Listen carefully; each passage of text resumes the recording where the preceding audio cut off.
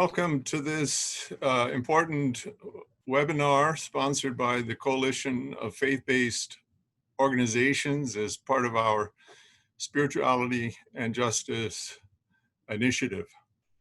Our topic for today is In Search of Social Justice, Criminal Justice Reform, and the Restoration of Solidarity and Trust in our communities. The recent killing of George Floyd by a police officer in the United States has triggered widespread protests and demonstrations, both in the US and globally, calling for an end to racism, police brutality, and demands for criminal justice reform, including greater accountability for offending police officers, ending chokeholds, defunding of police, as well as a broader range of reforms that cut across a wider spectrum of society. Emotions are raw and polarization is at a peak. What can be done to support criminal justice reform and to restore and establish greater solidarity and trust in multiracial, multi-ethnic societies? So today we have a very distinguished group of panelists who will discuss this topic. We're glad that you have joined us today. I think you will find our conversation stimulating, encouraging, and not only addressing the very real and painful realities that need to be looked at, but also we hope to find signals of hope and encouragement as we seek to move beyond and forward in our lives as one human family. In the interest of time and without further ado, I'd like to just briefly announce that our panelists include the Honorable Danny Davis of the U.S. House of Representatives, Democrat of Illinois, the Reverend Amos C. Brown, Senior Pastor, the Third Baptist Church, San Francisco, and head of the NAACP. Dr. Sadmi Bhagavati Saraswati, the Chairman of the Divine Shakti Foundation. Imam Faisal Abdul Rauf, founder of the Cordova Institute. The Reverend Dr. Levi Bautista, Assistant Secretary General for United Nations Ministry with the United Methodist Church, and Dr. Ibrahim Salama, Chief of the Human Rights Treaties Branch of the Office of the High Commissioner for Human Rights of the United Nations, based in Geneva. Congressman Danny Davis will be our first speaker, representing the 7th Congressional District since 1997. That constitutes much of Greater Chicago. Congressman Davis, I read today that that was the district that was Abraham Lincoln's district at one time, although geographically I understand there's some adjustments. So you have a very significant place there. Very active, distinguished member of the Congressional Black Caucus, the Progressive Caucus, co-chair of the caucus on reentry, and really extremely knowledgeable about issues of criminal justice reform. Honorable Congressman Danny Davis, you have the floor, sir. Well, thank you very much. And let me thank you, Dr. Walsh, for those little kind thoughts that you interjected relative to the representation of the area that I come from. And I might just add that Barack Obama actually lived just a block or so away outside of my district. We didn't get to him, but it is indeed a pleasure to be with you and all of the other distinguished guests that you have this morning. I couldn't help but think of my father, who was a sharecropper, but he also was a man of great faith. And I recall one year he decided that he wanted to take his mule and put him in the Kentucky Derby. I went along with him, and little boy, and we get to the Derby site, and my father asked the gentleman that he saw, he says, "Is this where you register for the Derby?" And he say, "Yes, it is." Said, "But what can I do for you?" And my dad said, "Well, I'd just like to register my mule."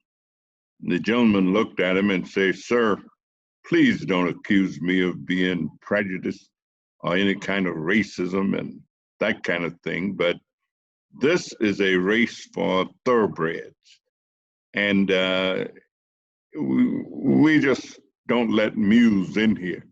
And even if we did, that your mule wouldn't have a chance." My dad would say, "Yeah, I understand all of that. And I don't have any problem. And I know he may not have a real chance, but I just wanted him to know what it felt like to be in such good company." And so being here with all of these distinguished individuals helps me to know what it feels like to be in such good company.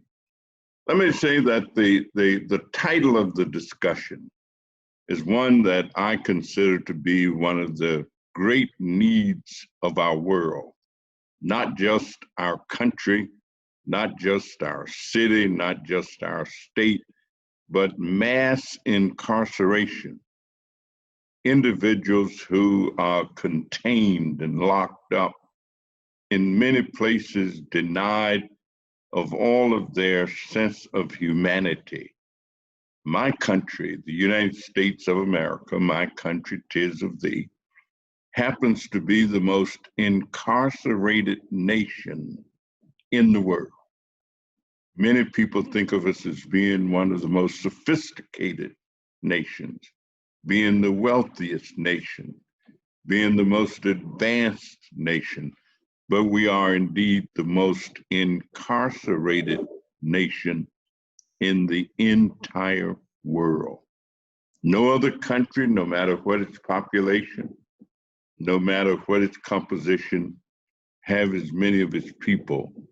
And we are greatly a Christian nation to a big degree. I say we mentioned spirituality. And I think many of the concepts in our country come from people's ideological and spiritual beliefs. If you violate, Adam and Eve got a little carried away in the garden, and they violated. They did something they were told not to do. And so part of people's belief is that when individuals violate, they need to be punished. They have to be checkmated. But on the other side of that is also the notion of forgiveness, that you can be redeemed. We look at the songs that we sometimes sing. If you don't believe I've been redeemed, follow me down to Jordan's stream. And so redemption is a part of our philosophy. Yet many of our citizens and many of our concepts have not caught up with the redemptive part of what our spirituality tells us that we must have. And we'd like to do it, but people can't bring themselves. We've got more than 2 million people in our jails and prisons here. Every year, about 800,000 people come home. And yet many of those individuals, even though they come home, they have served the time supposedly that they have been given, but instead they have lifetime sentences of being unaccepted back in the community where they came from. They cannot find a job. They cannot live in public housing. They can't access public benefits. They can't get Pell Grants to go to college and universities. And so we have not reached the point Fortunately, we are beginning to move. Also, many people believe that the concept of policing in our country, much of it had to do with containment, that they've always been since 1619, even before. Slavery in our country caused the emergence of a justice system, a policing system, a part of which was containing these individuals who are enslaved. And of course, in many instances, African American males have caught the brunt of the injustice of our justice system because of just physical presence in some instance, great big strong looking slaves, great big strong looking guys. And so over policing became a part. I am so grateful to Black Lives Matter for helping to raise the issue to a level where there's the kind of response that we have seen and are beginning to see. I've been engaged in raising those issues for many years, but oftentimes they went unnoticed. They didn't get much attention. But as a result of the engagement of Black Lives Matter, along with the rest of what we call activists and activism, there is a light shining on the impact of systemic racism that has prevailed in our country, and I must admit, many other places throughout the world. I haven't been any places where I didn't see it, and I've been to many places throughout the world. So I think that sets the stage, but change is on the way, and I'm pleased to be a part of this discussion. And I do think I'm going to get a chance to be here for some time. So thank you very much, Dr. Walsh, and I yield back, as we say, the balance of my time. Well, thank you very much indeed for that intervention, Congressman. And I'd like to just a quick follow-up, if I may. How do you see things in the Congress? And are there possibilities of some bipartisan cooperation, or is it hopelessly polarized until after the election? Well, it's kind of like pulling teeth. I'm saying we've passed a policing act that will get at some of the issues in the House, but the Senate has not seen fit yet. But while there is pushback and pullback, I'm optimistic as we continue to look at the reaction of the American people. I do think we're going to see the changes that are necessary. And as people react, we always say that elections have consequences. And I think that come November, we're going to see some changes occur. And as a result of those changes, we will see some other changes. And so I can't wait to shout, hallelujah. That day is coming. And I don't think it's going to be that long. Well, thank you, Congressman. I really appreciate also your facility, both with the intricacies of life as a legislator and member of Congress for so many years, and yet incorporating into that stock of knowledge and wisdom many spiritual insights that are very relevant to our audience and to the coalition of faith-based organizations. So I hope we'll come back to you later, and but we'll move on to our next speaker. I'm very happy to have with us Reverend Amos C. Brown, Senior Pastor, Third Baptist Church, San Francisco since 1976. He's a graduate of Morehouse College and Crozer Theological Seminary, the same institutions attended by Reverend Dr. Martin Luther King Jr. And I understand took classes when Martin Luther King was teaching. And strong advocate over many years for social justice. Reverend Amos C. Brown, thank you for being with us in San Francisco last November for our Coalitions program at Grace Cathedral. Sir, you have the floor. Thank you very much, Dr. Walsh. And to my fellow panelists, I'm privileged and very much delighted to be a part of this conversation. I heard our congressman share as a fellow neighbor from Arkansas, but I'm from Mississippi. I'm from the state that has the terrible record of more lynchings than any state in these United States. And I became aware of not just the evils of mass incarceration,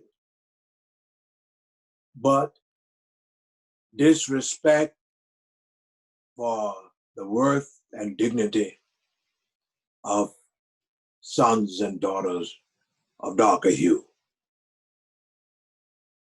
When at the tender age of 14, while I was selling my Jet magazine, when I looked at my cover that weekend, there was this mutilated head of one Emmett Till. We were the same age. And naturally, that horrified me. I ran to the newly appointed field director of the NAACP, Medgar Wiley Evers, and told him how upset I was, how angry I was. I never shall forget what Mr. Evers said to me.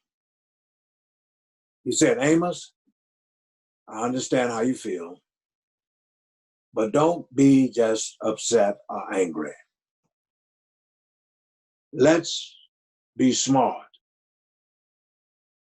Why not organize a youth council of NAACP so that you and your young friends will be able to learn how to fight this evil of racism and injustice."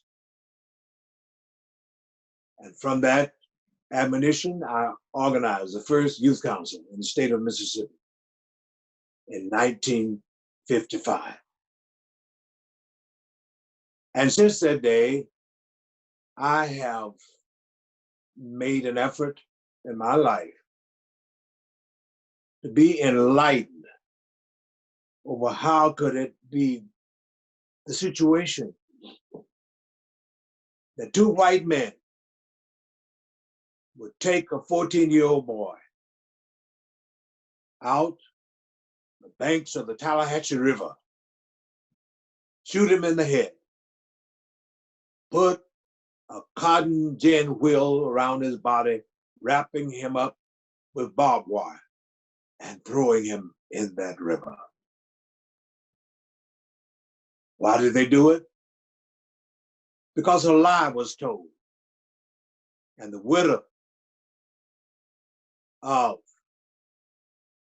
one of the assailants, 1 year ago, admitted to the world that she lied on Emmett Till when she said that he made a pass at her. But that jury did not convict those two brothers. They even wrote a story bragging about what they did to Emmett Till. Where did it come from? What's the genesis of it all? Well, I would take you back to the 4th century BC, before Jesus of Nazareth was born, and invite you to consider reading from Aristotle's Politics, which he said, and I quote him, "The Ethiopian or the black man is inferior.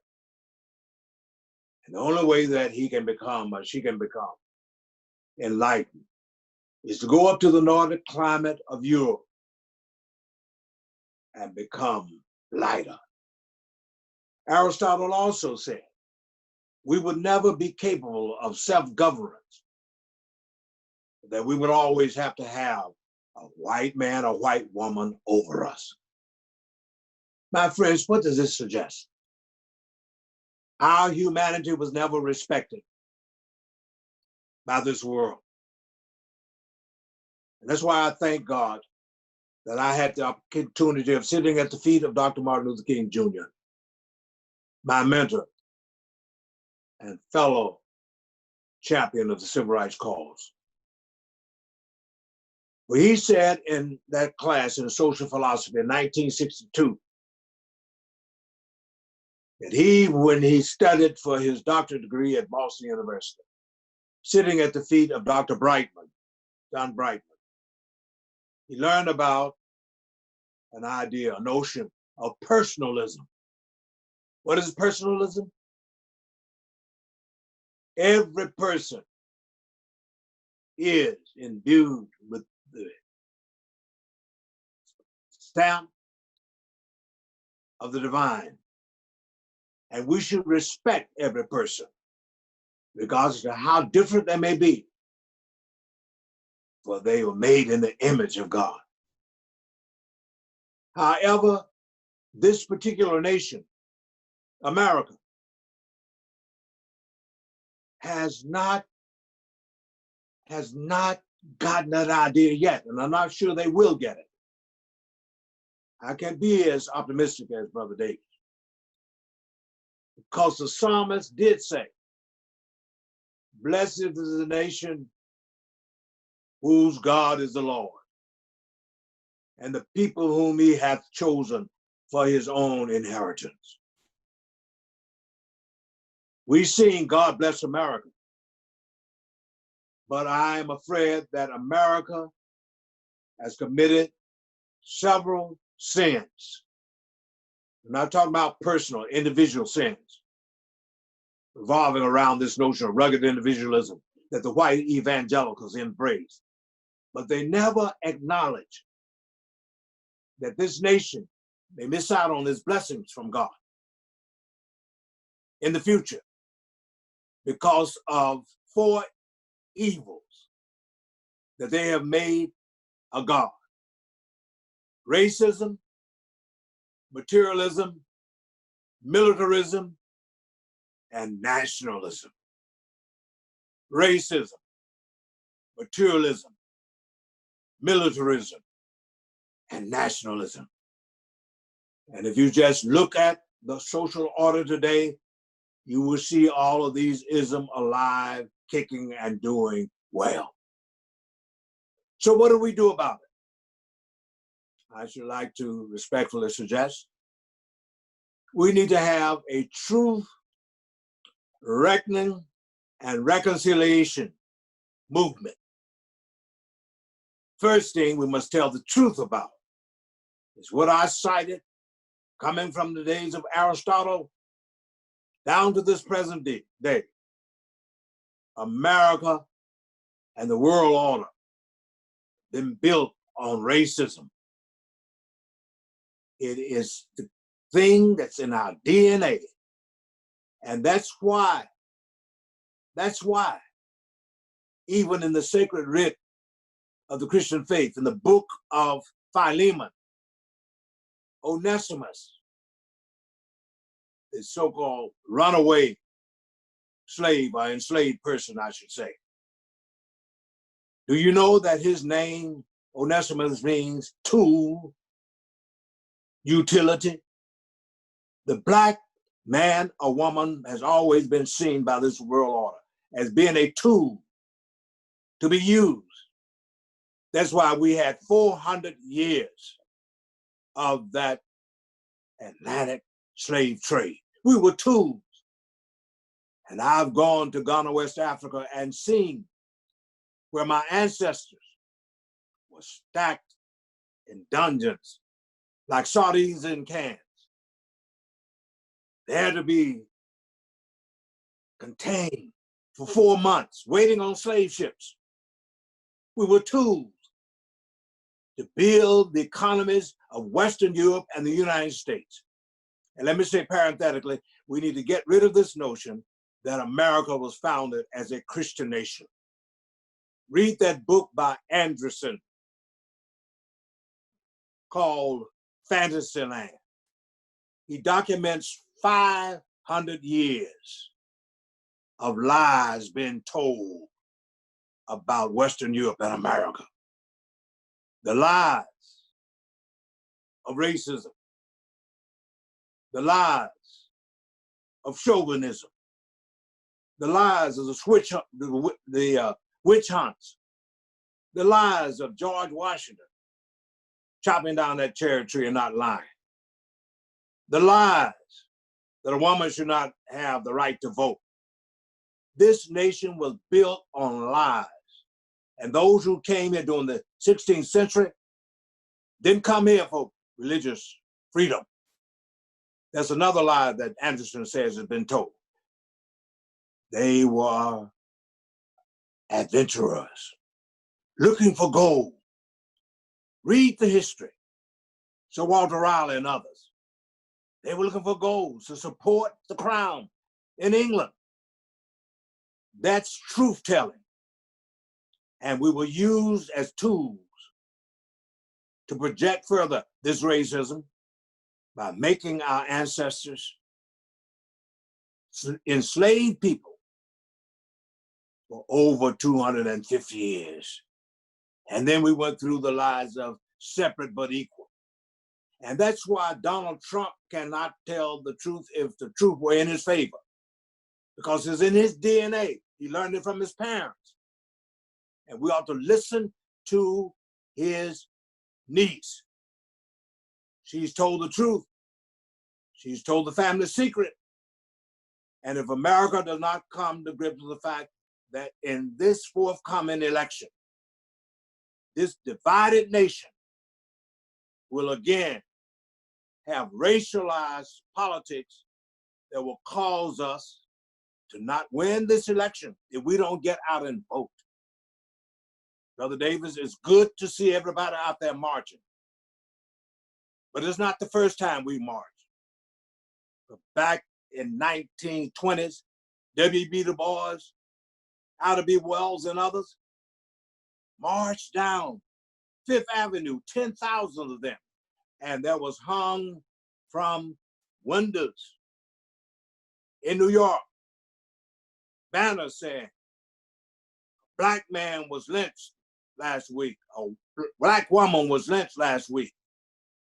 That goes back to my point about America being built on that first evil, and that evil is racism. Time does not permit me to deal with the other isms and lies, but suffice it to say, my hope and trust is that we will tell the truth, and come to reckoning. When you come to reckoning, you will admit what was done that was wrong. And like Zacchaeus, who said in the New Testament, that story that Jesus told, "If I have wronged anybody, Master, I give back fourfold." It's time for reconciliation. And I'm not talking about putting something in somebody's pocket. I'm talking about programs and initiatives that will deal with the fallout of racism that has caused Black people to not have access to health care, to not have jobs, to not have respect for our culture, to not have economic empowerment. America must reckon with this. And when we tell the truth and we have a reckoning program, then we can have reconciliation. That's how Desmond Tutu and Mandela did it in South Africa. They told the truth. They had reckoning and they were reconciled. And Mr. Mandela led South Africa to be a non-sexist, non-racial society. And that's why South Africa was not a major bloodbath. Yes, they did have some violence, but it was not a major bloodbath because of that magnanimous leadership of one Nelson. Reverend Brown, we're going to need to move on, but thank you for this passionately articulated, well-articulated position, and you've taken us through the very, very painful and ugly history of parts of American history, and called for the reckoning, coming to look at the truth squarely and move toward reconciliation. So as difficult in some ways to hear, I'm so grateful also that you point us in the hope that somehow we can, through this reckoning with the truth of history, we can move toward reconciliation. So, sir, I hope we come back to hear more from you, but in the interest of time, I must move on. Our next panelist is Dr. Sadmi Bhagavati Saraswati. She is the president of the Divine Shakti Foundation. She is working out of Rishikesh in India, near the Himalayas, and graduate of Stanford University, but has lived in India since 1996. She also is the Secretary General of the Walsh Alliance, which is a major global movement to promote sanitation, hygiene, clean drinking water, works actively at the United Nations in the area of interfaith. So I'd like to welcome Dr. Sadmi Bhagavati Saraswati. You have the floor. It's so wonderful to be together, and I'm so touched and so happy to be with you this evening. I'm coming to you from the banks of the sacred Mother Ganga River in Rishikesh, India. It's now dark, but if you see behind me, the beautiful Ganga River is flowing. And it's such a wonderful joy to be gathering together with my sisters and brothers, and especially on this really, really, really important topic. What we're seeing since, of course, the murder of George Floyd, but even prior to that, with so much that is coming up around issues of race and justice and discrimination and equality, we're definitely seeing the darkness, of course. But along with that, we're really seeing light. And it's been this really interesting balance between the darkness of where things are and then this light of people coming forward together to make a difference. People coming forward saying, enough of the darkness. We're tired of living in this darkness. We realize that it's been, whether it's decades, whether it's hundreds of years, but enough is enough. We now together have the courage to face that darkness, because of course we know by history, we know by psychology, and we know by spirituality that darkness only can last when we are afraid to look at it. And what's happening now that actually is so beautiful is seeing people come together to look at that darkness, to say, yes, there is injustice. So I was saying that it is so interesting and so actually beautiful now, because we're seeing this darkness, the darkness of the injustice, the darkness of the discrimination, the darkness of so much that has existed. But along with that darkness, what is so beautiful is actually being able to see the light that is coming by people having the courage to actually look at that darkness. People having the courage to be able to say, I personally, directly, or people of my race, or people of my color, or people of my religion have been the reasons behind this injustice, have been the reasons behind this violence. And so along with the darkness that, yes, is there, so prevalent, so up these days, we are also seeing this light of people coming together and saying, enough, no more. It may have gone on for decades. It may have gone on for hundreds of years, but no more. Today, we have the courage to look at that darkness and to look at our systems within ourselves that contribute to that darkness, and to transform that darkness into light. Mahatma Gandhiji said so beautifully, he said, what is the point of that fast speed that has no direction? And what we are seeing so much is happening today is we've got all of the speed, all of the technology, all of the business and the finance and all of that. But where are we going? As a United States, is there any place more divided? We're divided not just from one state to another state. Now we are divided from one neighbor to the next door neighbor. Importance of not just the speed, but of the direction. Where are we going as a country? My favorite story about this is the story of three men who are stranded in a boat in the middle of the ocean. And naturally, they start to fight because, of course, it's stressful. And when it's stressful, we fight.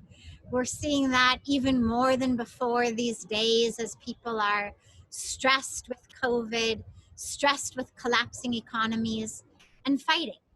So the men start to fight. And in order to address the fighting, they create these imaginary lines down the boat so that each man has his own 1/3 of the boat. One day, two of the men look over and they notice that a leak has sprung in the third man's part of the boat. And they panic and they scream and they say, stop up the leak. This boat is going to sink. We're all going to drown. And the third man says, oh, don't worry. It's only leaking in my part of the boat. And what I love about that story is that we all understand imaginary and invisible lines, or no imaginary lines. When a boat sinks, we all go down. And today we are seeing the boat of our collective humanity sink, not just in America, but in so many places across the world. As I said in the beginning, I'm speaking to you here from India, where it's so interesting because I've watched this very, very interesting dichotomy here in India that we see all over the world in different ways. Here in this beautiful nation and in the Hindu tradition, we are taught and we remember and we emphasize Vasudev Kutumbaka. It means the world is a family, one family. So many beautiful mantras and prayers and teachings of oneness.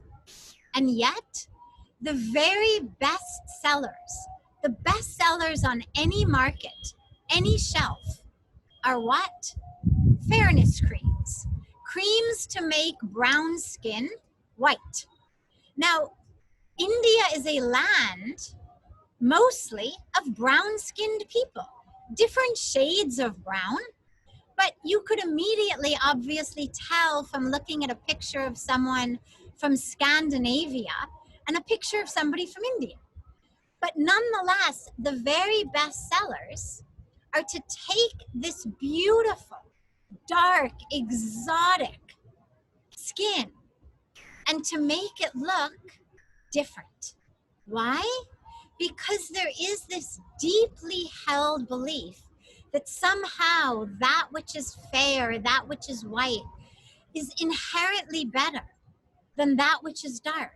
And it's one of the greatest tragedies that I've seen in this nation. And one of the things that we have worked so specifically, it's been in many ways a personal mission of mine. And just recently, actually, the manufacturers, in the wake of what's happening in America, in the wake of Black Lives Matter, the multinational corporations that are putting fairness creams on the shelves of India have actually been forced to change the names of their products, to change their branding, to stop brainwashing Indians into believing that there is something wrong with being dark and beautiful.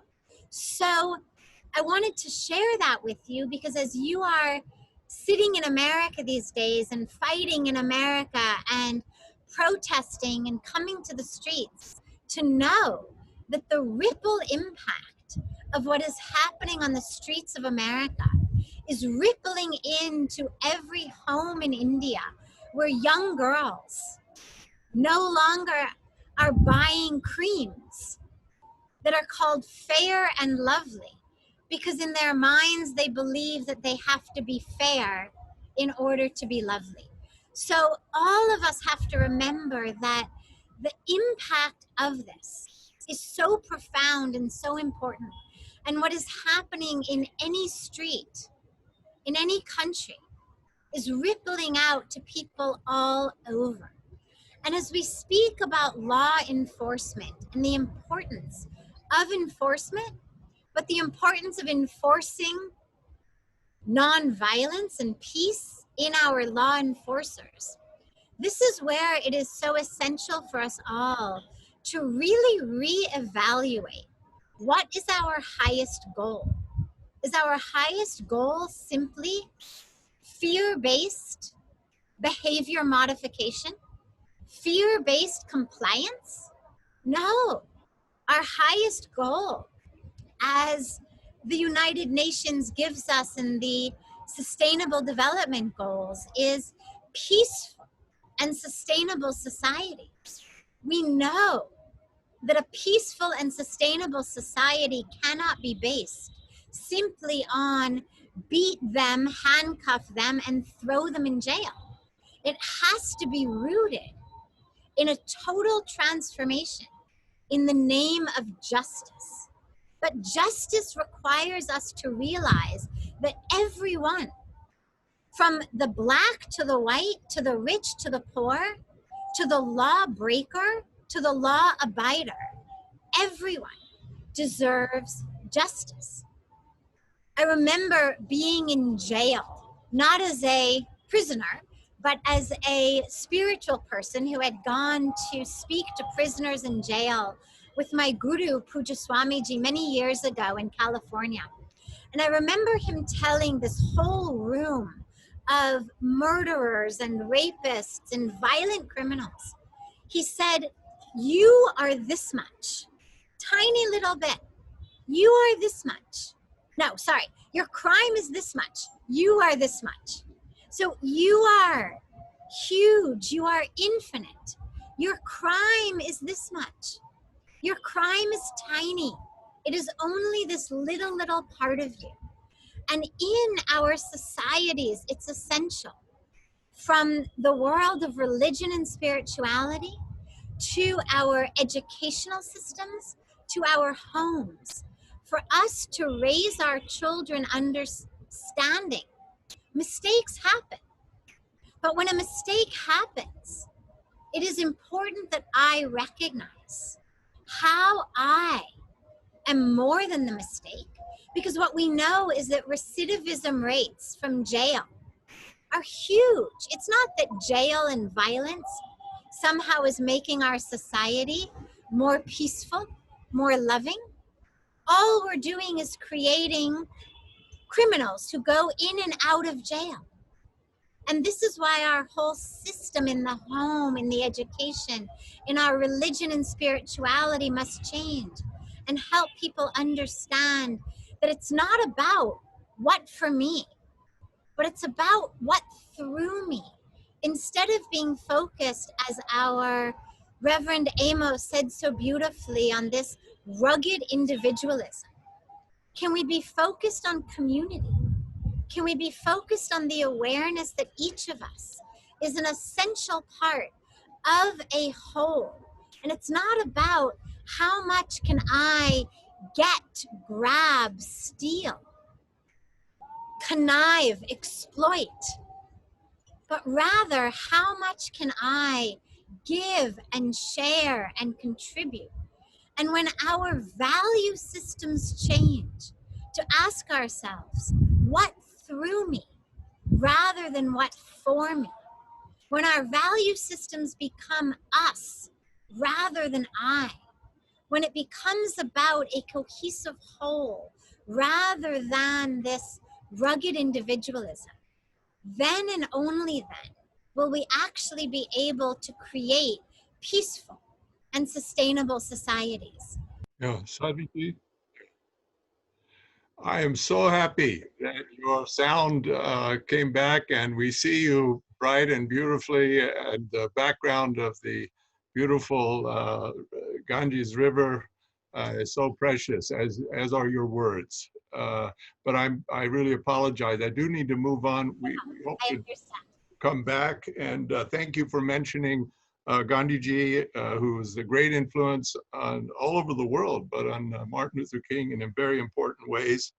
But I must move on, and our next speaker is Imam Faisal Abdul Rauf, who is a Sufi leader. He's the founder of the Cordova Institute, born in Kuwait of Egyptian parents. And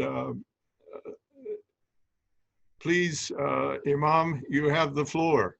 Thank you very much, Dr. Walsh. Thank you for inviting me, and thank you for inviting me to be with such august company. In the interest of time, we are all in agreement as to what the problems are. The problem of racism and what has happened in this country.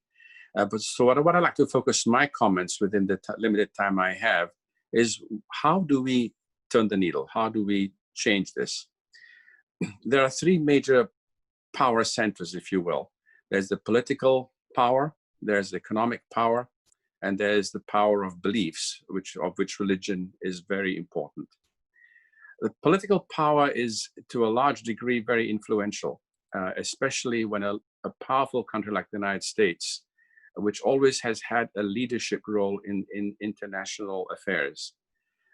So what we have seen with the coming of President Trump is that because of his racist and divisive politics, he has influenced and given permission for many other leaders also to do the same.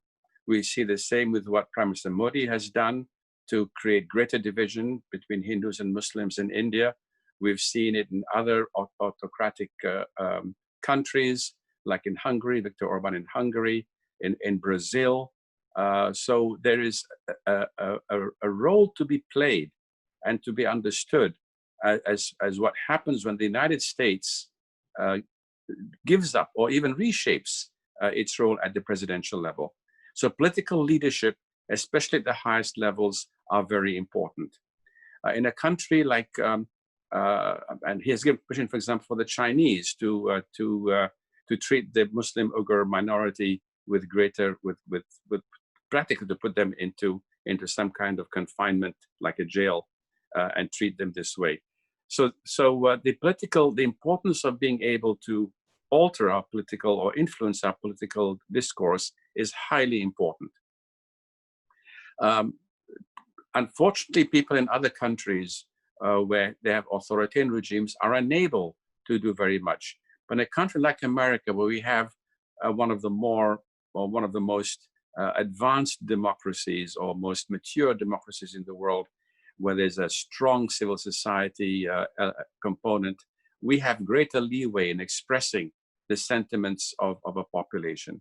And you've seen how with our demonstrations, in spite of that, the struggle between the political leadership of Donald Trump and the others, even within our own Congress, we see how a divided nation is less able to really act.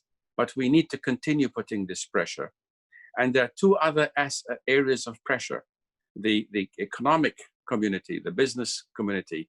The role of business leaders is also important and can be influential. And to their credit, a large number of business leaders have done so, as Saraswati has pointed out, regarding the companies that used to have whitening creams in India, have taken back the notion, because in some ways there is this continued racism which is perhaps not so blatant, but it is still there, and many times we are not even aware of the extent to which we express our racist tendencies. So the role of influencing the business community is also important. But equally important, the third pillar is the religious component. This is the area that I happen to be in as a Muslim. As a Muslim, we believe in all of the prophets. We believe God sent prophets to all communities in the world. And we're commanded, although we don't live up to this commandment most of the time as Muslims, we're commanded to make no difference between all of the prophets and to accept them as our own. So I certainly do accept Moses and I accept Jesus as my own prophet as well. But because we live in a Christian majority country, we should use the arguments from our religion to persuade those who claim to be Christian to live up to what it truly means to be so. Jesus Christ, for example, said, I was hungry, you didn't feed me. I was naked, you didn't clothe me. I was thirsty, you didn't give me to drink. I was naked, I was ill, you didn't come to visit me or attend to me. And then when they asked him, they said, well, whatever you do to those people, you do to me. So taking care of the poor, taking care of the needy is essential and critical. Jesus Christ performed the miracle of one loaf of bread feeding and a fish to over 600 people. So this means we have to, the importance that we think of it as a miracle. The real message here is that we have to feed people. We have to feed the poor. So when our Republican Party wants to limit the amount of help to the people who need the help, that is a very unchristian thing. So how can the evangelical Christian leaders like Bob Jeffries and Franklin Graham claim to be walking the footsteps of Jesus when they are supporting a program which is the very antithesis of it? Jesus Christ single-handedly, in all of human history, provided the best ever complete free medical care known in the history of humankind. And he tried to institutionalize this by teaching his disciples how to heal through the power of the Holy Spirit, made them fan through Palestine, and provided this service. There was no co-payment, there was no, all he said, go and sin no more. And he cured everything, pre-existing conditions, pandemic conditions of leprosy. And we think about, oh, what a great miracle. But the message is, healthcare is a very Christian thing to do. So how come we have a Republican Party in our country today that wants to upend medical care? And people who claim to be walking the footsteps of Jesus, who support such a program, or even members of Congress and the Senate who claim to be Christian and who are willing to deprive people of this. The message is not about what Jesus did as miracle. The message is that healing people is a very Christian thing to do. It's a very Muslim thing to do. It's a very Jewish thing to do. It's a very Hindu thing to do. This is the message of our faith traditions. And therefore we have to deploy our faith traditions more articulately and in a more focused manner, in a more potent manner in our debate within this country. Because what happens within America does not just remain within America. The whole world looks at America. It looks to America. It takes its example from America. I happen to live in many other countries, and I've seen the influence of American movies, the American habits, and even the American leadership on how leaders across the world and even people across the world live, how they dress, how they behave, how they interact. So it is important for us here in America to recognize that what we're doing is not only for our own sake as Americans, but for the sake of all of humanity. And the most powerful thing for many of us, or at least that is powerful enough to move us, and as we know in a democracy, you don't have to win, and you'll never win 100% of the vote. You just have to win a sufficient majority to get you to where you want to achieve. There's always be a battle. As long as God and Satan exist, there will always be a battle between the values of God and what God teaches us and the values of Satan played out on the field of human hearts and human minds and human action. So there will always be that tension. There'll always be that conflict. Our role is to be those who fight for peace, who fight on God's side. This is the eternal message of our faith. To be just. The Quran itself says that we created from one male and one female, and we made from you various tribes and nationalities so it celebrate each other, celebrate your variety. And science has taught us that the first human beings and archaeological discoveries have said the first human beings were in Africa. So it is probably more than likely that our ancestors were Black. So where do we get this idea that whiteness is better than Blackness? It's just that, if you go to India, yes, they prefer people who are fair because it's unusual. When you go to Scandinavia, they'd like darker people because that's what's unusual. We always love what's exotic. It reminds me of the joke of a person who used to go to an Italian restaurant and have his particular favorite lasagna here. He goes to Italy. He doesn't like it so much. So he comes back to America, tells the owner of the restaurant, I liked your dish better than over there. He says, well, there they use local cheese. Here we use imported cheese. So people always love what's imported or what's unusual because they love, as I said, it's the exotic. People always love the exotic, but that's the part of human nature. But that should not prevent us from recognizing that the common values, the universal values, the ethical values, and even the specific values of like healthcare, helping the poor, even the separating of families that we see at our borders. That made me think of the escape of Jesus and Mary to protect the infant Jesus, or how the mother of Moses put the infant Moses to save him from Pharaoh. In both cases, They were worried because the astrologers said there would be somebody who would destroy, a baby is being born, who will destroy the regime of Pharaoh. Or there was a baby who was born who would be king of kings, who would. So they were all concerned about national security. It was their national security. So what does our religion teach us? No, it's not about national security. It's about human security. It's about security of our soul, because our soul is the only indestructible part of us. Everything else will end. Our bodies will decay. We can be cut to pieces, but our soul, the human soul, which is created of the divine breath, created, as our brothers said, in the divine image, is the only indestructible part of us. But why? Because it embodies the image of God. And God is, by definition, the absolute. He is, by definition, indestructible. So it is our soul that is indestructible. It is our souls that we should recognize in each other.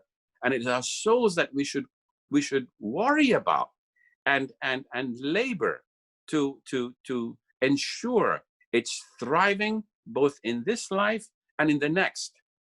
As Jesus said, many will come to me on that day of judgment and say, Lord, we believed in you. We evicted devils in your name. He said, go away from me.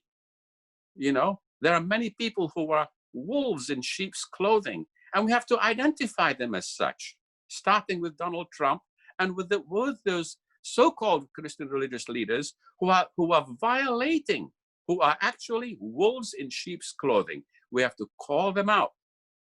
And not by saying this, but by saying this is what Jesus teaches, and make sure we follow what we claim to be as a Christian nation.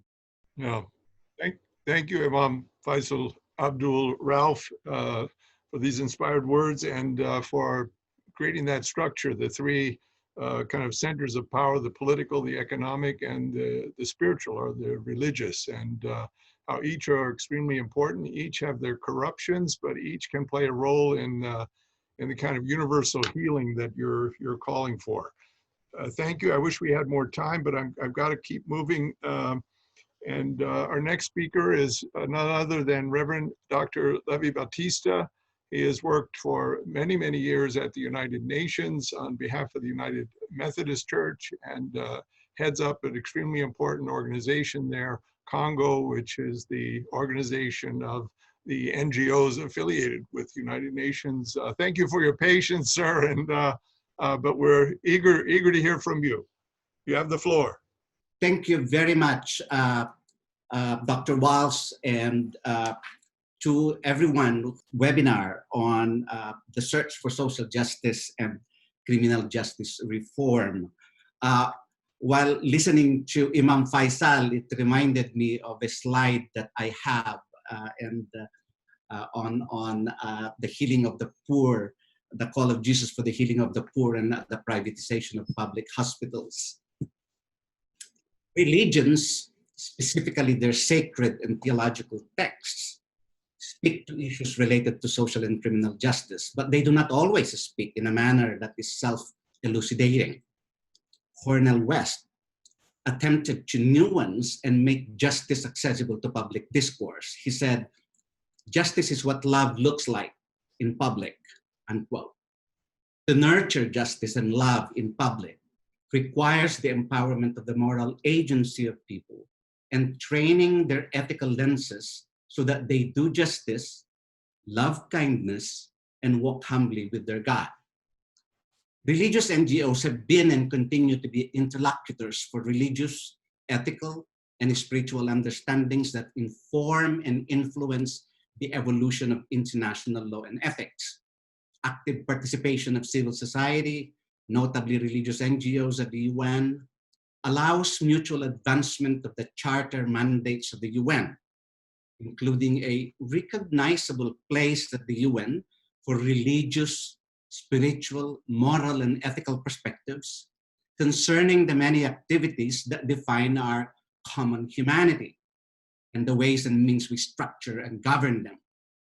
The commemoration of the 75th anniversary of the United Nations this year provides for an auspicious time to revisit the role of religion in global governance and in the prospering of values and norms that make for human and planetary flourishing.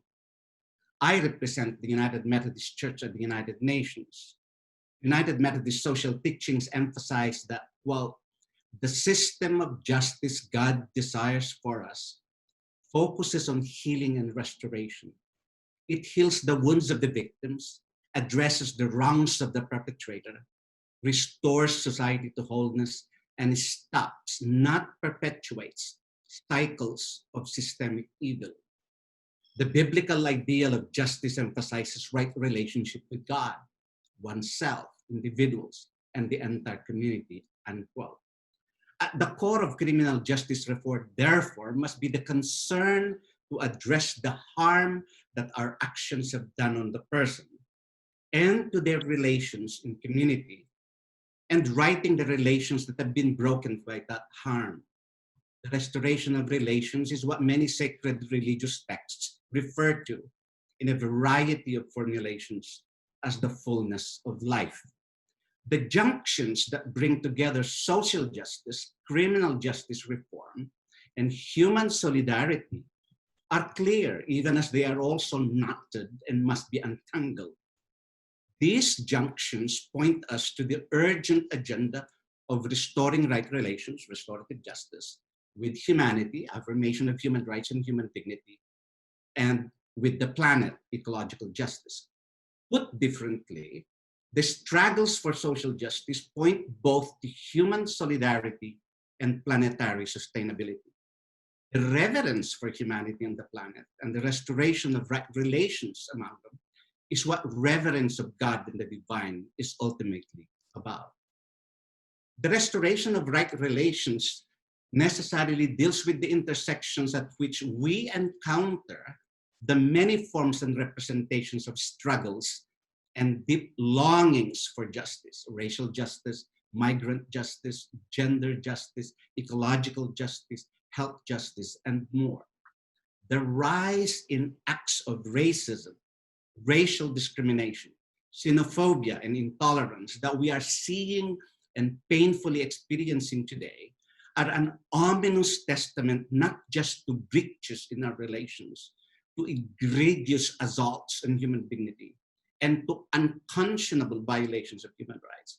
These acts tear into the very fabric that constitutes just and sustainable flourishing of humanity and the planet. The tear in the human and planetary fabric of just and peaceable relations in manifest today in the racialized, gendered, sexualized, securitized, militarized, anathemized, ethnicized relations that we find ourselves today. At the heart of the agenda for criminal justice reform and the restoration of solidarity and trust must issue from a fundamental affirmation of human dignity and the protection of human rights, not simply in the manner that already negotiated texts in the form of treaties and conventions allow, but also by what human solidarity and common life require. Faith-based affirmations such as just, participatory, and sustainable society, and justice, peace, and integrity of creation issue from larger formulations, affirming the struggle for human rights and human dignity as struggles for life-giving and life-affirming processes. That is what restorative justice in criminal justice reform must be about. The Hebrew Bible points to how we must navigate these perilous times fraught with messages of fear. Everyone will sit under their own vine and fig tree, and no one will make them afraid, for the Almighty Lord has spoken, the prophet Micah said.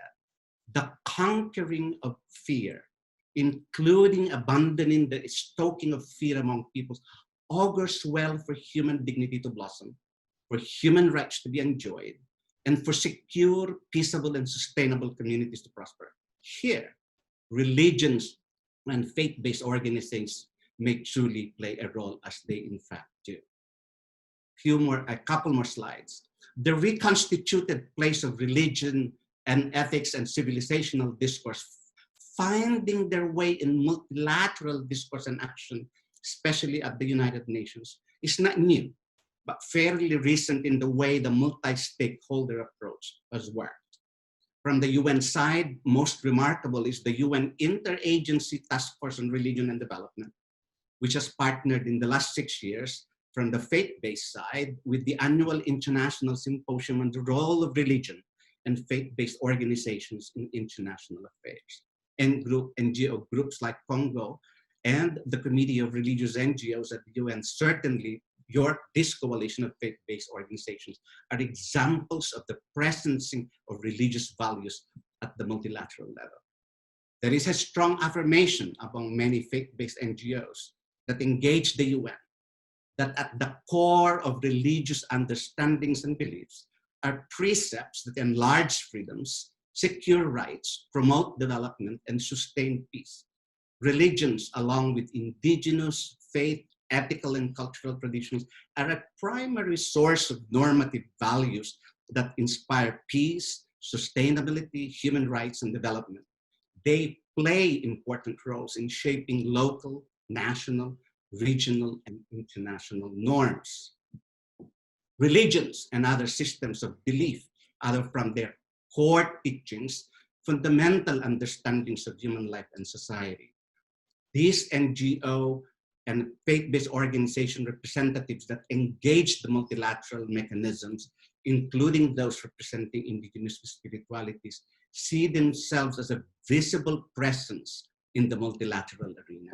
Lastly, the engagement of religions and diverse faith and spiritual traditions at and by the UN, governments, and civil society places them in a common setting for examining shared burdens, vulnerabilities, and aspirations. Fanaticism and adherence to exclusive ideologies, both religious and secular, have straddled and challenged religious communities, governments, and international relations for centuries.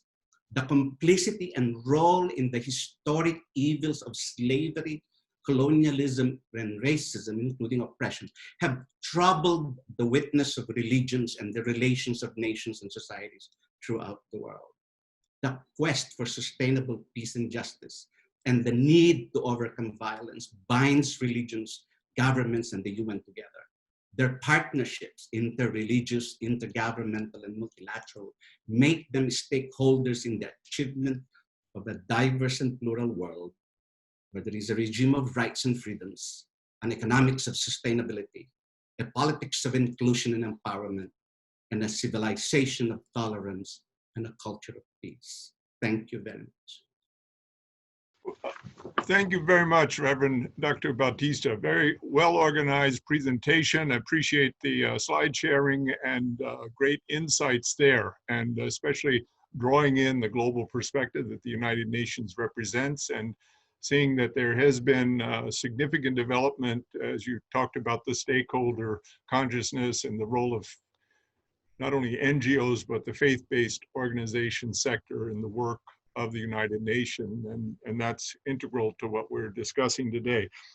Thank you. Our last intervention, last but not least, we say, and he has been listening patiently. He has participated in previous programs of the coalition by video. He created a wonderful video that we shared in many venues to our great benefit, but I'd like now to introduce Dr. Ibrahim Salama. He 30 years as a diplomat with multilateral intergovernmental experience and with the Human Rights Treaties branch of the Office of the UN High Commissioner for Human Rights. He has spearheaded the High Commissioner Commission for Human Rights Faith for Rights initiative. So he has good experience working with faith-based actors, bringing together theistic, non-theistic, even atheistic believers, sharing a common platform of concrete human rights commitments. Excellency Ibrahim Salama. Thank you very much, Dr. Walsh. Distinguished panelists, it's a great pleasure to join you today.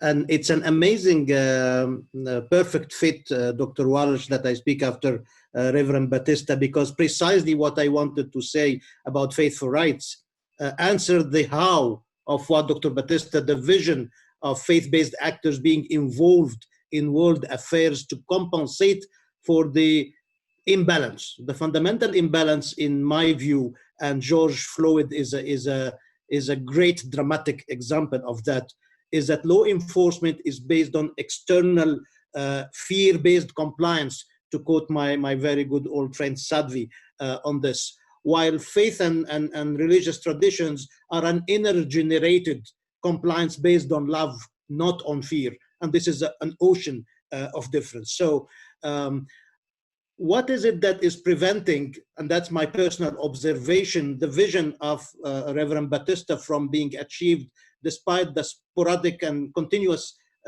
interactions between religious actors and the United Nations? I think it's the lack of a narrative. It's a lack of a common language between religions and rights and development. And that's why at the Office of the High Commissioner for Human Rights, we thought of the Faith for Rights initiative. It's composed of 3 documents. I invite you to Google just Faith for Rights, and you will find all of them on our website. The first one is the Beirut Declaration of 2017.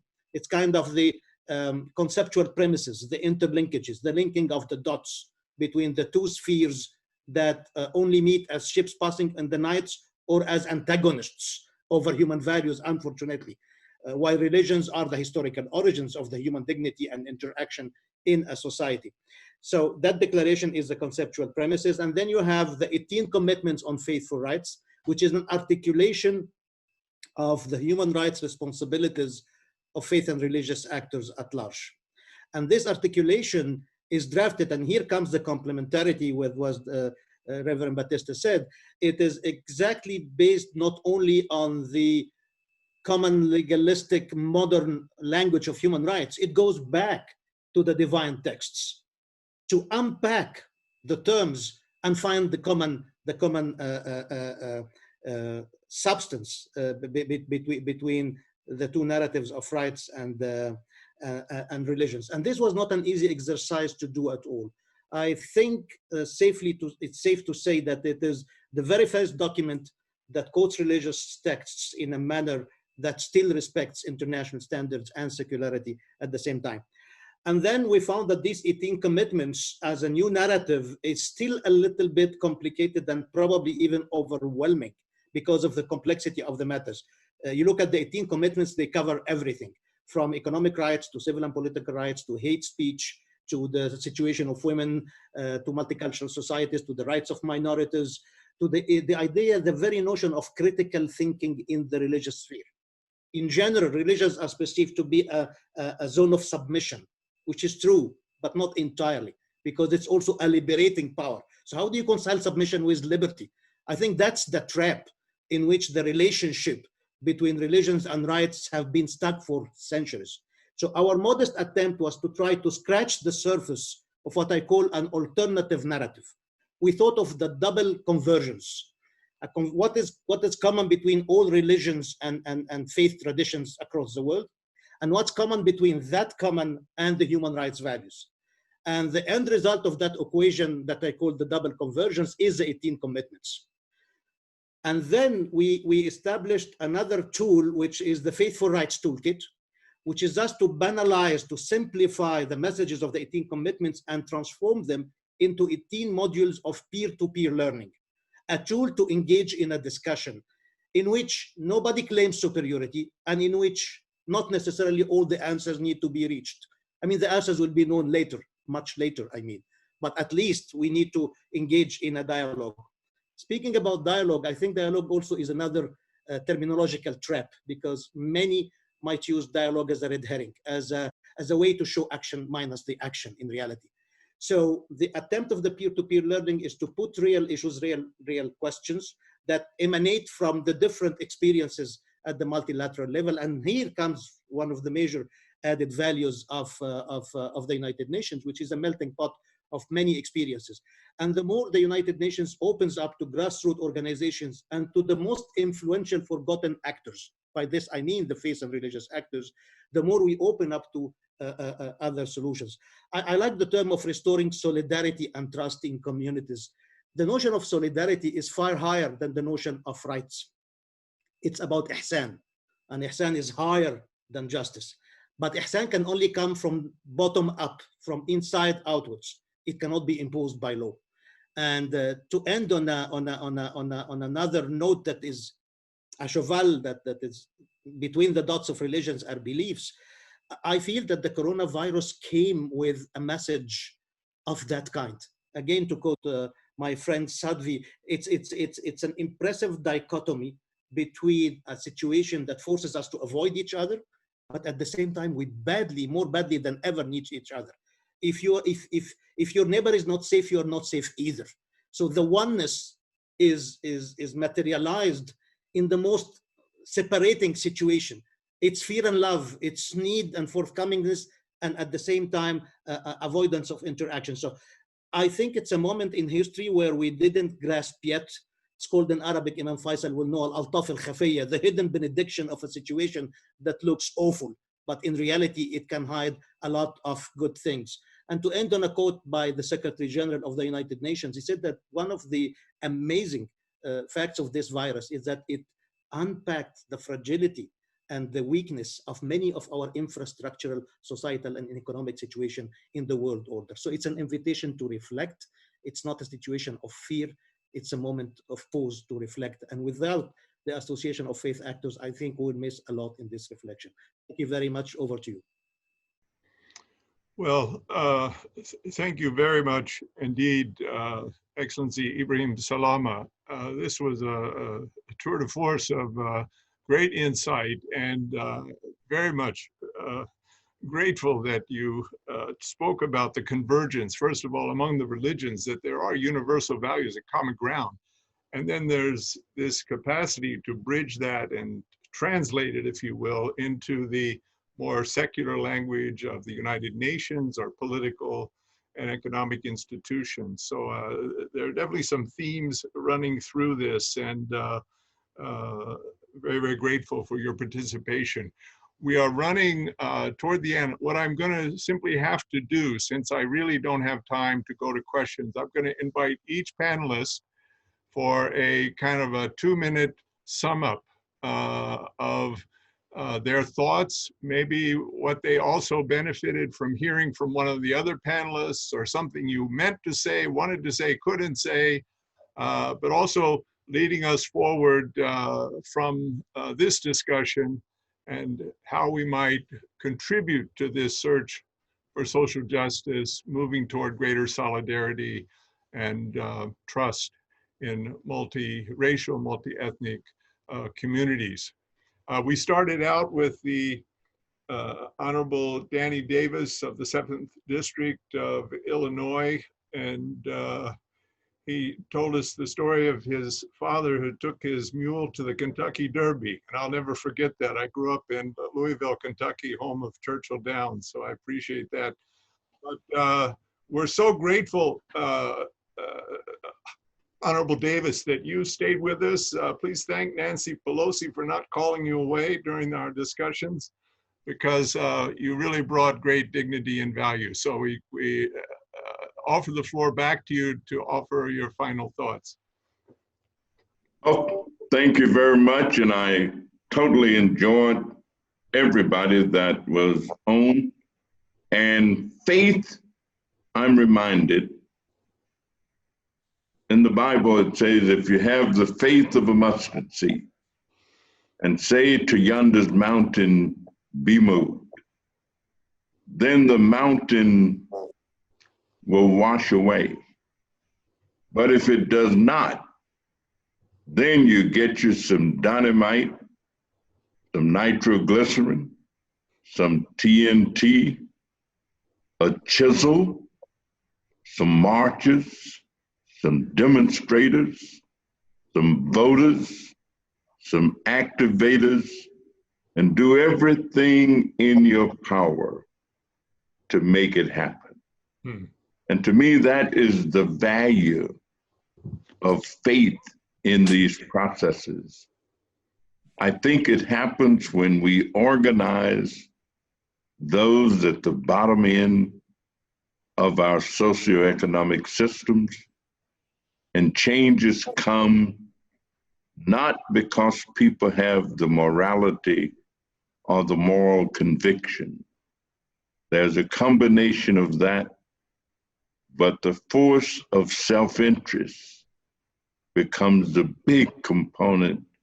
And that's why I decided to do electoral politics. It's been a pleasure.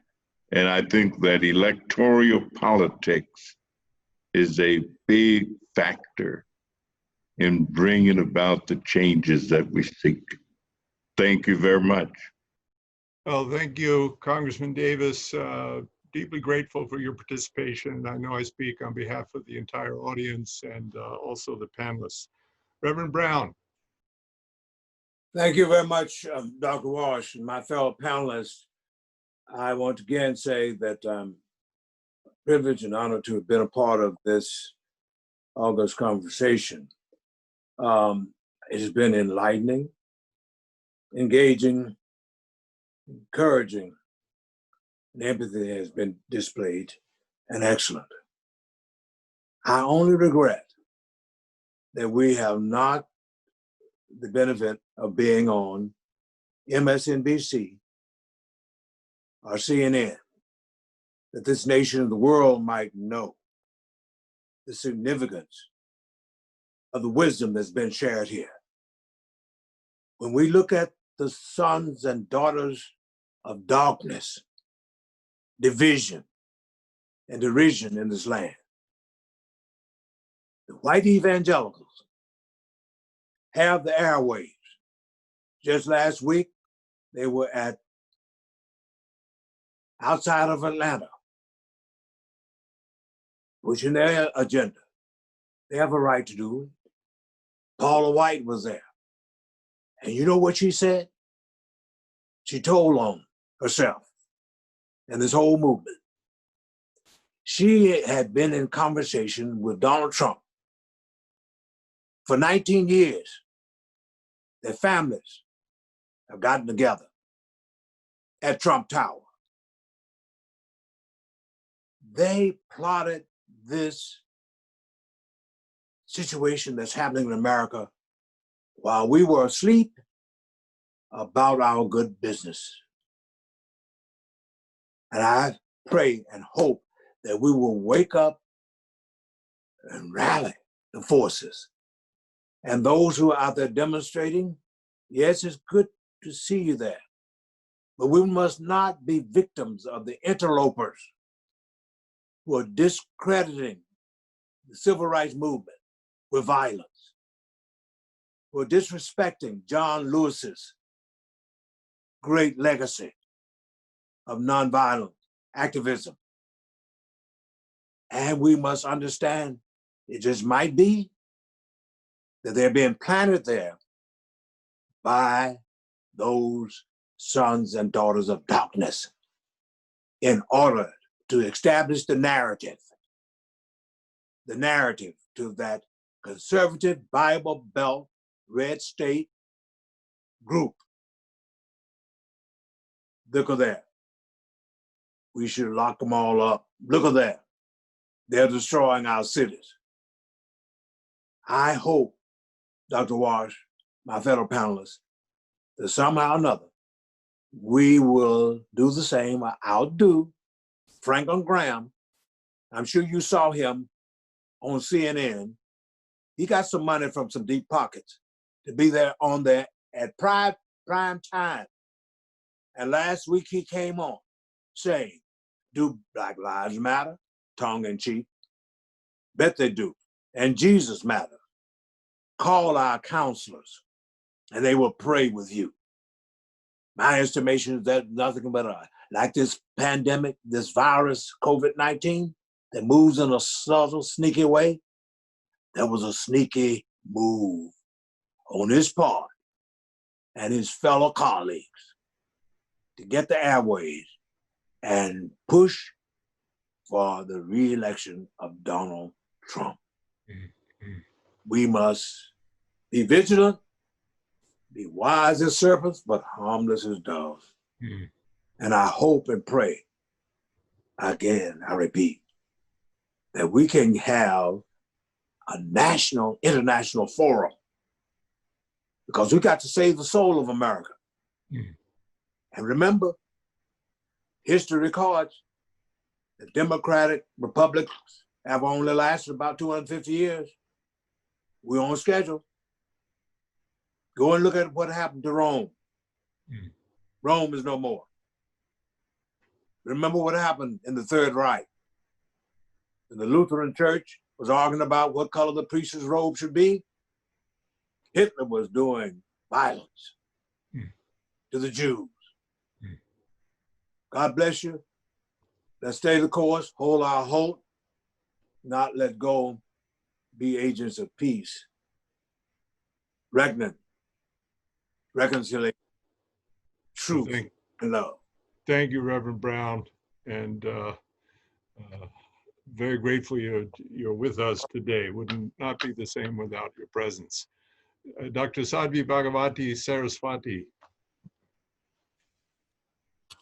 It's been such a joy to be together this evening, and it's so clear that we know, not just us on this panel, but all of us in the country coming together across the world. We know what we're saying no to. We're saying no to the injustice. We're saying no to the violence. We're saying no to the separation. We're saying no to the discrimination. We're saying no to all of that. But it's now time for us to be equally focused, equally vocal, equally passionate about what we are saying yes to. There's so much energy on no to this and no to that, and that's great. We have to know what we're saying no to. But that's only the first half. We have to come together with that same energy, catalyzed in the same way, even more strongly, to know what we are saying yes to. And then not just to say yes, not just to post it on social media, not just to say it to our friends and families or say it on a picket sign, but say it with our actions.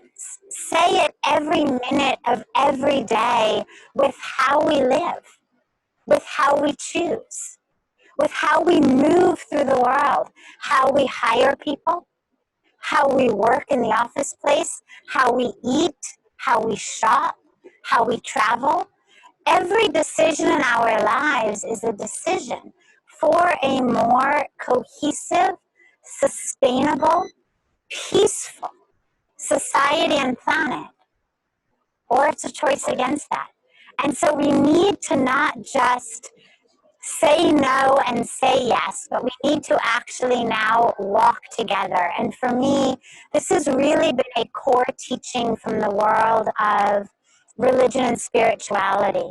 This is not the time for religious leaders, spiritual leaders, or spiritual people to think we're just going to meditate this one out, that we're just going to sit home and meditate and find peace until it's over.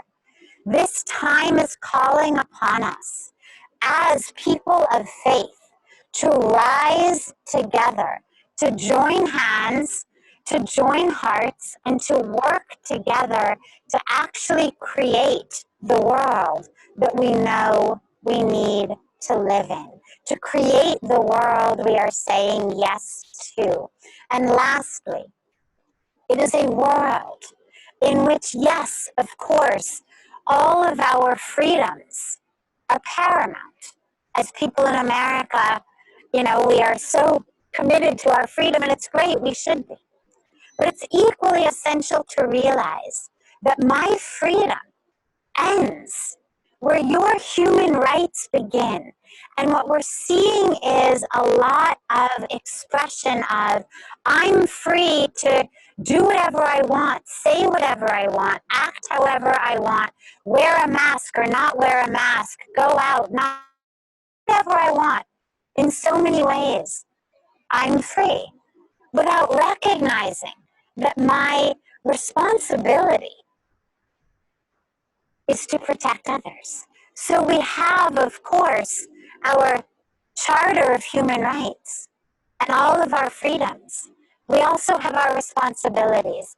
And I would love a shift in our focus from rugged individualism to smooth cohesion, to smooth collectiveness, cohesiveness, togetherness, rather than each man or woman for themselves.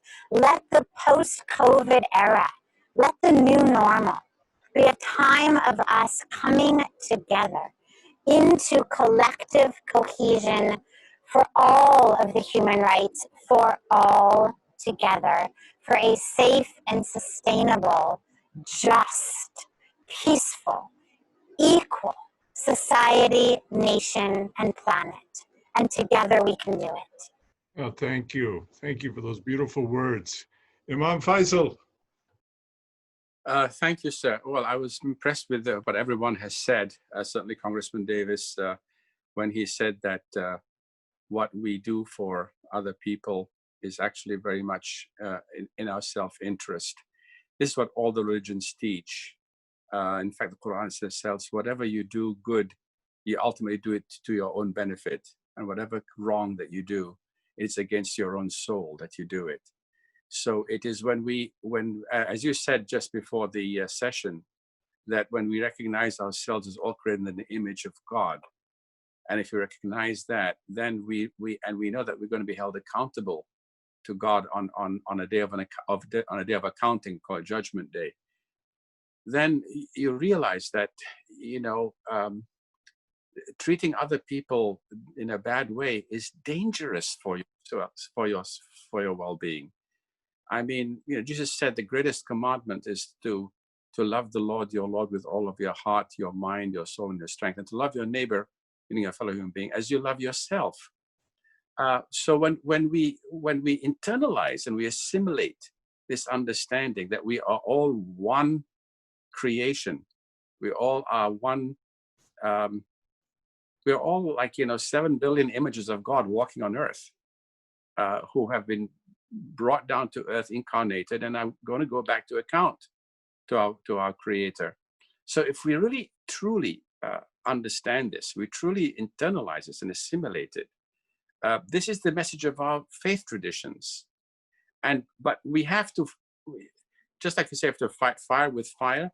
We have to fight the Franklin Grahams and those people we have to pull the rug from under their feet.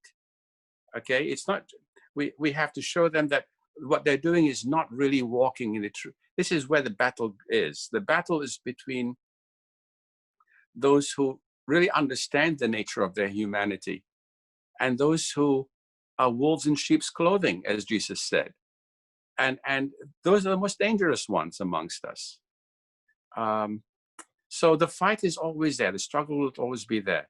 But like Congressman Davis, I'm optimistic, and I'm hopeful that that we shall indeed see a new president in November.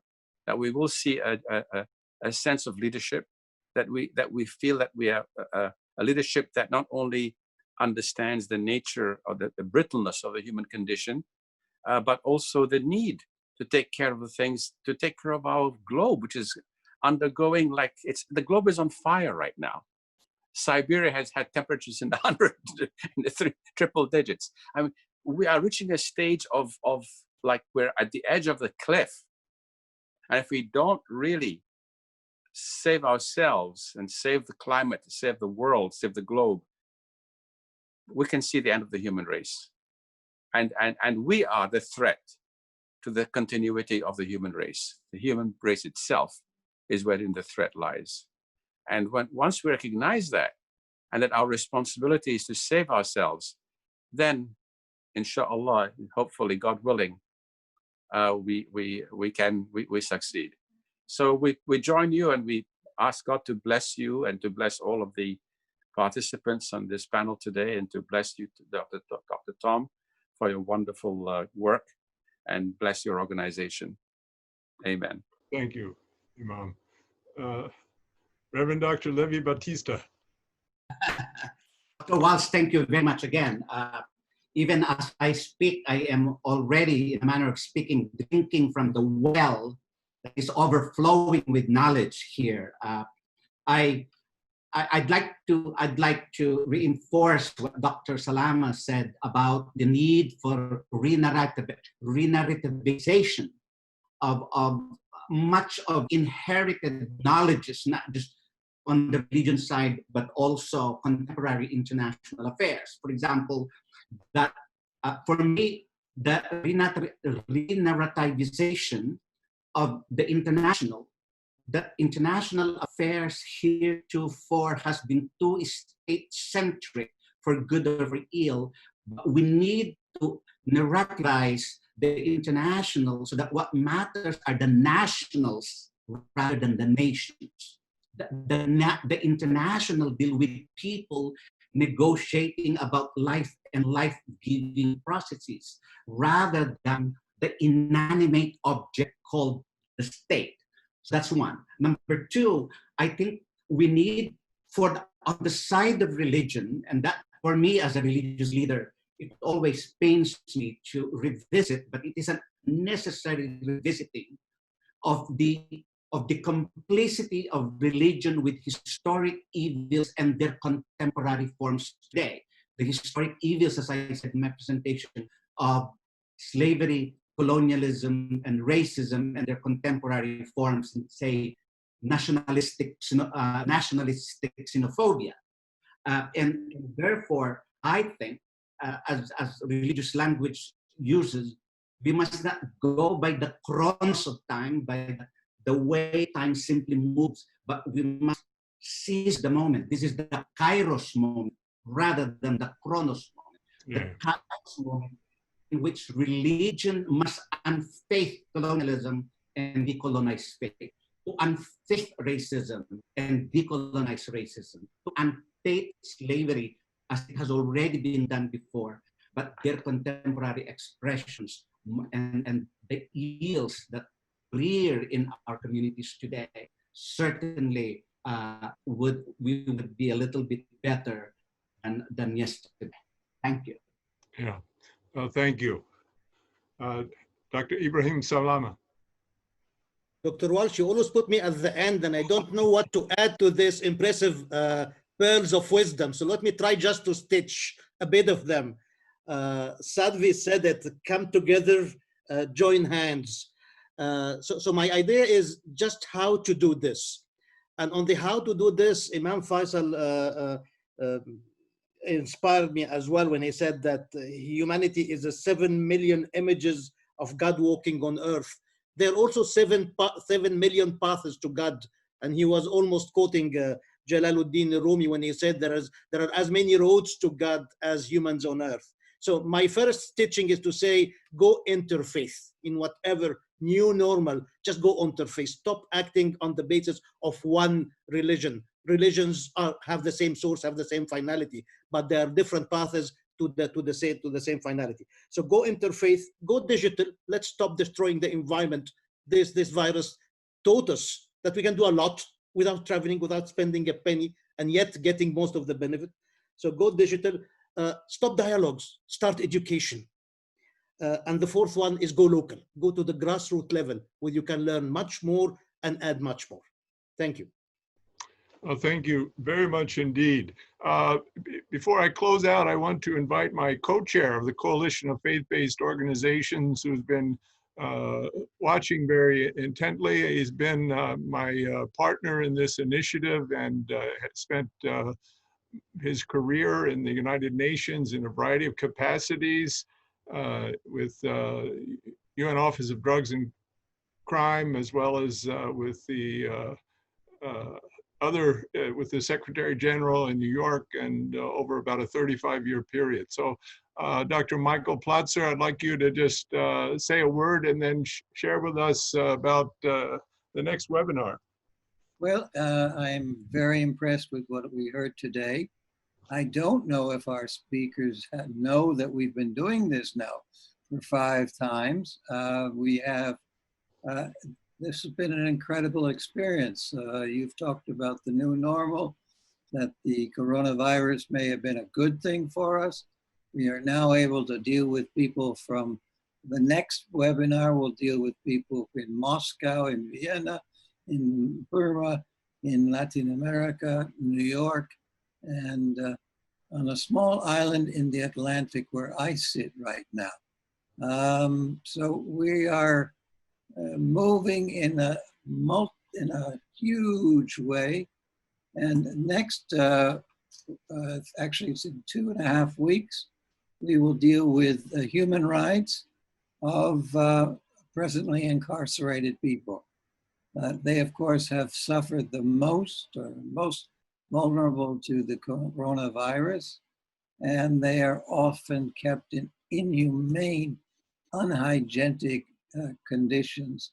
And so we do have a cardinal and a bishop and people who are actually running prisons, as well as religious people who will be coming to the show. Can you put on the slide?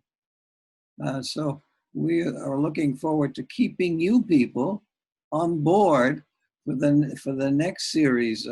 We have at least 4 more until we stop. We think this is a wonderful teaching tool, wonderful unification tool. It has brought together Catholics, Protestants, Buddhists, and Hindus. So I don't know where else we could have, how else we could have done that in such a short time. So we will bring it back to New York at some point when we've got something to say, something very concrete. And we hope you all, we can all consider you friends of the coalition. So we may refer to you again for your advice and support. But please keep your channel. We will send you the reminders of the webinars in the future. Okay, so I wish you all the best. So for me, it's adios. Yeah. Well, thank you. Thank you very much, Michael. Without your great work, we wouldn't be here today, so thank you. And I thank, once again, Congressman Danny Davis, Reverend Amos Brown, Dr. Sadmi Bhagavati Saraswati, Imam Faisal Abdul Rauf, Reverend Dr. Livy Bautista, Dr. Ibrahim Salama. Until we meet again, go in peace. Let's work for justice and building this new normal that's a great and wonderful world of peace and solidarity, mutual trust, all together. Thank you. God bless you. And God bless Congressman you too. Davis, thank you for spending so much time with us. You really stood over us and really appreciate it. Dr. Ibrahim, thank you for coming aboard. Always a pleasure, Fan. See you soon. See you soon again. Sadmi ji, thank you. All right.